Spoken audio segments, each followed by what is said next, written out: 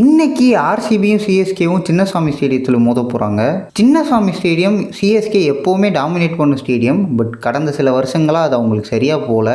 இன்றைக்கி அது மாறுமா அப்படின்னு கேட்டால் ரொம்ப டவுட்டு தான். ஏன்னா இன்றைக்கும் ப்ரீவியஸ் அவைலபிளா அப்படிங்கிறது ரொம்ப கொஸ்டினபிளாக தான் இருக்குது. 11ஆம் தேதி தான் அவர் ஃபுல்லி ஃபிட் ஆவார் அப்படின்னு சொல்கிறாங்க.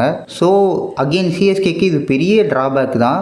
ஸோ சின்னசாமி ஸ்டேடியத்தை பற்றி நமக்கு தெரியும், பேட்டிங்க்கு ரொம்ப ஃபேவராக இருக்கும். கிரவுண்டும் ரொம்ப சின்னது. எஸ்ஆர்ஹெச் அவ்வளோ சரியாக ஆடாமையே 200 ரன் அடித்தாங்க.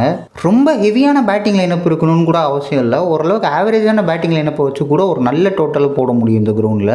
ஸோ ஒரு 210 230 ஆக்காமல் தடுக்கிற பவுலிங் லைனப்பு எந்த டீம் வச்சுருக்காங்களோ அவங்க தான் ஜெயிப்பாங்க. ஸோ அப்படி பார்க்கும்போது ஆப்வியஸாக ஆர்சிபியோட பவுலிங் லைனப்பு தான் பெட்டரான பவுலிங் லைனப். ஸோ எனக்கு தெரிஞ்சு RCB will go with an edge of 55-45. நான் ஏன் 45ன்னு சிஎஸ்கேக்கு எட்ஜு கொடுக்குறேன்னா, சிஎஸ்கேவோட பேட்டிங்கும் தரமாக வச்சுருக்காங்க. அவங்களுக்கு லக்கு ஃபேவராக இருந்து டாஸ் விழுந்து அவங்க பவுலிங் சூஸ் பண்ணி ஏதாவது ஒரு மேஜிக் நடக்கிறதுக்கு டெஃபினட்டாக சான்ஸ் இருக்குதுன்னு எனக்கு தோணுது. அண்ட் சிஎஸ்கே எப்போவுமே டாமினேட் பண்ண வேணியோ. ஸோ அதனால் ஐ திங்க் மேட்ச் க்ளோஸாக போகும்னு நினைக்கிறேன். நீங்கள் என்ன நினைக்கிறீங்கன்னு கமெண்ட் பண்ணுங்கள்.